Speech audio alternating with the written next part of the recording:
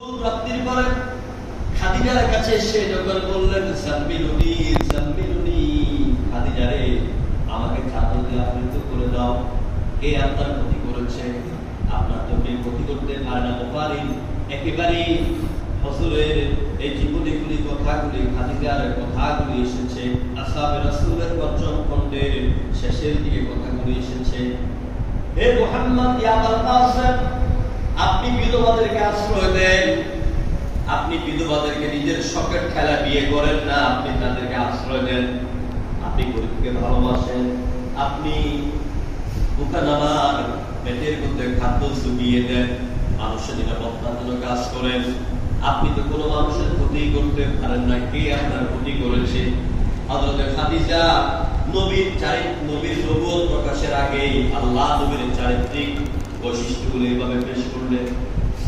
এইভাবে ওই সময় কেউ আল্লাহ নবীর চরিত্রের উপরে কথা বলতে পারে নাই, আর আল্লাহ নিজেই বলে দিলেন ওয়া ইন্নাকা লাআলা খুলুকিন আযীম। ও নবী, আমি আপনাকে মহান চরিত্রের অধিকারী করেছি।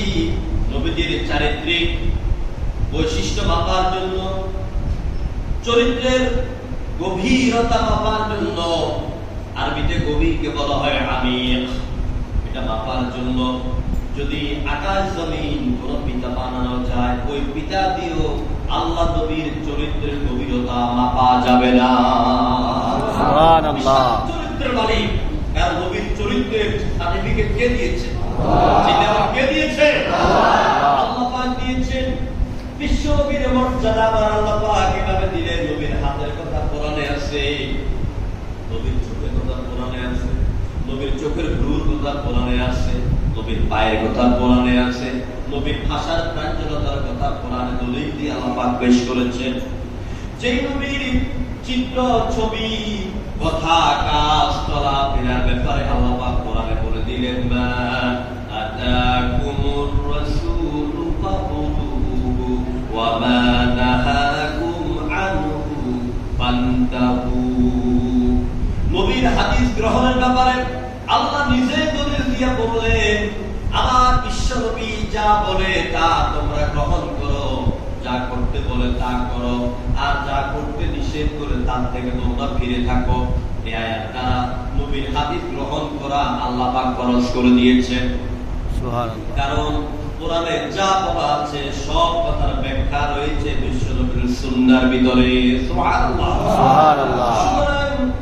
আল্লাহ পাক বিশ্ব নবীর এত মর্যাদা দিলেন, এত সম্মান দিলেন, ইংরেজ দার্শনিক থমাস ক্যারেল সহ, এরপরে আপনার জর্জ বার্নার্ড সহ, এরপরে হিন্দু ধর্মের দেবতাদের মধ্যে বিভিন্ন পুস্তকের মধ্যে বিশ্ব নবীর মর্যাদা দিলেন।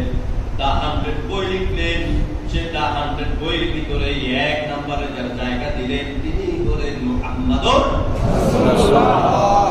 যেই নবী কি হিন্দু, খ্রিস্টান, বৌদ্ধ এবং doctor Maurice Bucaille the holy Quran and science নামক বই লিখলেন, বাইবেল, কোরআন এন্ড সায়েন্স নামক বই লিখলেন। তিনি কোরআন হাদিস গবেষণা করেই আল্লাহ নবীর চারিত্রিক সৌন্দর্য দেখেই ওই জার্মানি বিজ্ঞানী মুহূর্ত দেরি না করে তিনি পড়ে নিলেন লা ইলাহা ইল্লাল্লাহু মুহাম্মাদুর রাসূলুল্লাহ।